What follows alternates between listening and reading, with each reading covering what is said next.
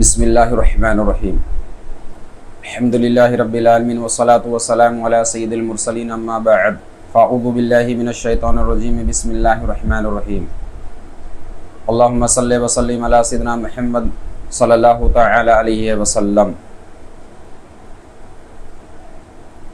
आज मेरी गुफ्तगू इस मौजू पर मैं करूँगा कि खानकाहों से वली क्यों पैदा नहीं हो पा रहे।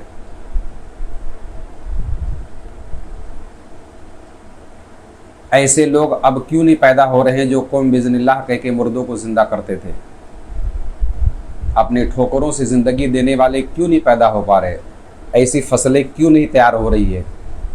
उनकी क्या क्या वजूहात हैं और किन किन कमी की वजह से ऐसे अफराद पैदा नहीं हो पा रहे।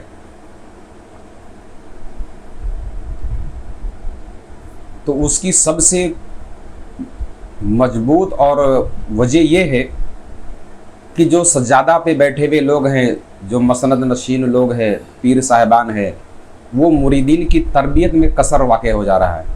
यानी वो तरबियत मुकम्मल उस तरीके से नहीं कर पा रहे हैं, बल्कि मुरीद की तरबियत तो इस तरीके से की जाए जैसे एक आम बच्चे की परवरिश की जाती है। मुरीद को चाहिए कि अपने दिल को पीर के हवाले कर दे और पीर के पनाह में अपने आप को और अपने दिल को उसके सपुर्द कर दे और उसी में पनाह और आफियत तलब करे। ये इधर का काम है। अब पीर का जो काम हुए है कि मुरीद अव्वल तो एक मरतबा आदमी मुरीद हो गया कहीं स्टेज पर, उसके बाद शायद मैदान हशर में ही मुलाकात होगी।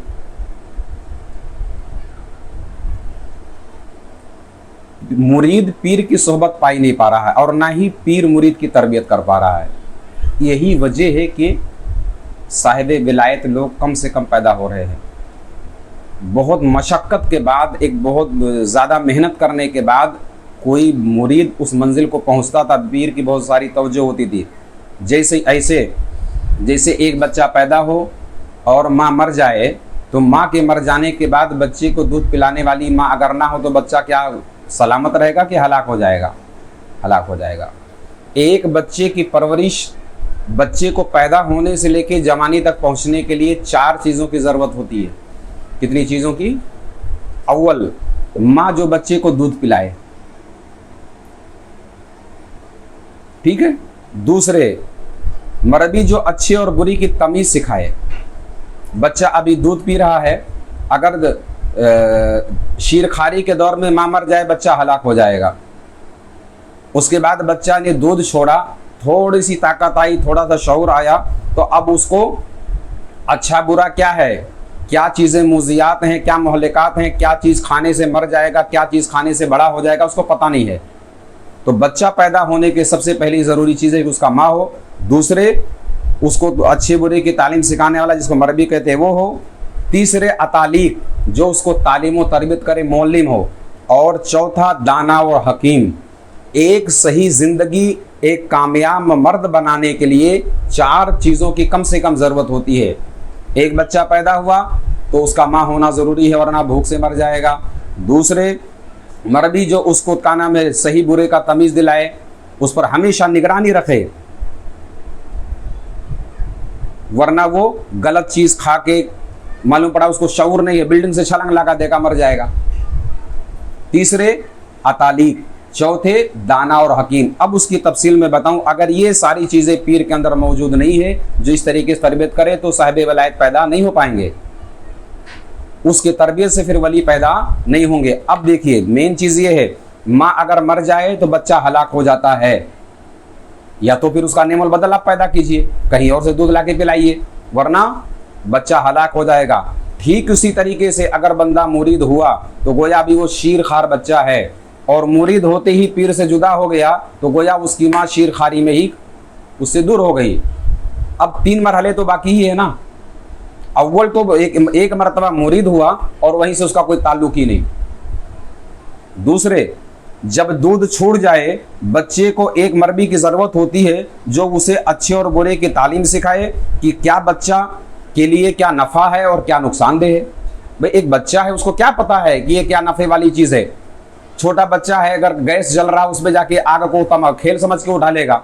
वैसे ही मुरीद होने के बाद एक मुरीद जब राह सुलूक में आता है तो बहुत सारे नज़ारे ऐसे दिखते जिसको अच्छा लगता है, जबकि उसके लिए मुज़िर होती हैं। तो अब पीर की ज़रूरत यहाँ भी है। तीसरे, जब बच्चा सने तमीज़ को पहुँच जाए, यानी दूध छोड़ दिया, थोड़ा सा शौरमंद हो गया, थोड़ी ताकत आ गई, उसके बाद ज़रूरत किसकी है? अतालीक की। जब समय तमीज़ को पहुँच जाए और उसे एक अतालीक और मौल्लिम की ज़रूरत होती है। अगर उसको कोई तालीम देने वाला ना हो तो वो जाहिल, अनपढ़ और गवार रहेगा, आमारा हो जाएगा। समझ में आ रही है? ऐसे ही अगर मुरीद होने के 2 मरहले बंदे ने पार कर लिया, कुछ दिन पीर के करीब रहा, शीरखारी का दौर उसने गुजार लिया, उसके बाद थोड़ा सा और करीब रहा और वो क्या गलत, क्या सही, क्या मेरे लिए नुकसानदेह, क्या फ़ायदे, उस मंजिल से भी पार कर गया।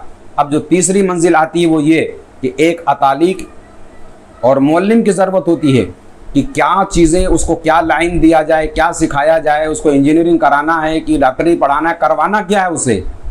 ये तीसरा मरहला यहाँ शुरू होता है। अब कोई शख्स मुरीद हुआ, पहली मरतबा हाथ चूमा, पैर चूमा, ज़िंदगी में भी डायरेक्ट मैदान हशर में मुलाकात होगी, कैसे एक वलायत के दरवाजे खुलेंगे भाई? कैसे मुकर्रबीन यहाँ से पैदा होंगे?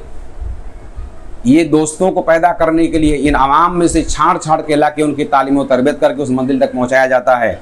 चौथा, और जब बच्चा हद बलूग को पहुँच जाए, बालिग हो जाता है, तो फिर अब उसको किसी दाना और हकीम की ज़रूरत होती है, जो दानिशमंद हो, हिकमत वाला हो, ताकि वो उसको नाजायज़ ख्वाहिशात और नाजायज़ बुरे लोगों की सोहबत से बचा सके। आप ये 4 चीज़ों की ज़रूरत समझें। अगर ये 3 मंजिलें पार कर लिया, एक बच्चे की आपने परवरिश किया और बालिग हो गया, पढ़ा लिखा दिए, मगर चंद अमारों के साथ हो गया तो भी हमारा बन जाएगा। तो किसी दाना और हकीम तजुर्बेकार शख्स की ज़रूरत होती है, ताकि उसको वो संभाले और बताए कि तुझको बच्चा इसके साथ नहीं रहना चाहिए, ये इसके साथ नहीं रहना चाहिए, ऐसे माहौल में नहीं जाना चाहिए, वरना तुम्हारे लिए खराबी और तबाही है। ठीक इसी तरीके से अब ये 4 चीज़ें मैंने समझाया, यानी बच्चा पैदा होने से लेकर जवानी तक के 4 मरहले होते हैं। शीरखारी के क्या मौज़ियात हैं, क्या उसके लिए फ़ायदेमंद है, वो जानने के लिए।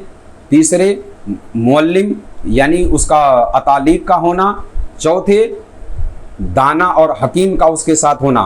तो ये एक पीर जो है ना, कि अंदर ये सारी सिफतें मौजूद होना चाहिए कि वो शीरखारी के मंजिल में कब पहुंचा, उसके बाद दूसरी मंजिल को कब आया, उसके बाद उसको अब तालीम क्या देना है, उसके बाद अब उसको कैसे किन किन लोगों से दूर रखना है, क्या क्या चीज़ों से करीब रखना है। जब बंदा जवान होता है तो बहुत सारे हालात उसके सामने ऐसे पेश होते हैं जो अब तक उसको एहसास नहीं था, ना ही वो जानता था।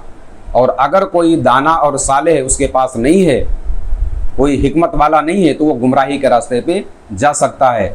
इंशाअल्लाह ये सारे मरहलों में तालीम के बाद फिर दूसरा मरहला शुरू होता है, जवानी के बाद जब ढलान का वक़्त आता है। इंशाअल्लाह ताला आइंदा उसमें मैं रोशनी डालूँगा। अल्लाह तबारक व ताला के बारगाह में दुआ है कि मुरीद होने के बाद मुरीद की सलामती इसी में है, और मुरीद साहिब वलायत मंजिल वलायत तक जब भी पहुँच पाएगा जब इन मराहिल से वो गुजरेगा तब। वरना आप मुरीद हो गए, आपके ऊपर लेबल लग गया कि आप कादरी हो, चिश्ती हो, अशरफी हो, जो भी हो, बस आपके ऊपर एक लेबल लगा है, लेकिन उन बुज़ुर्गों का फैज़ जिस तरीके से पहुंचना चाहिए था, उस मशरब का काम कैसे होना है, वो नहीं आपसे हो पाएगा। अल्लाह तबारक व तआला सही मानों में हम सबको तालीम तसव्वुफ़ लेने और समझने की तौफ़ीक़ अता फ़रमाए। आमीन सुम्मा आमीन बिरहमतिक या अरहमर राहिमीन।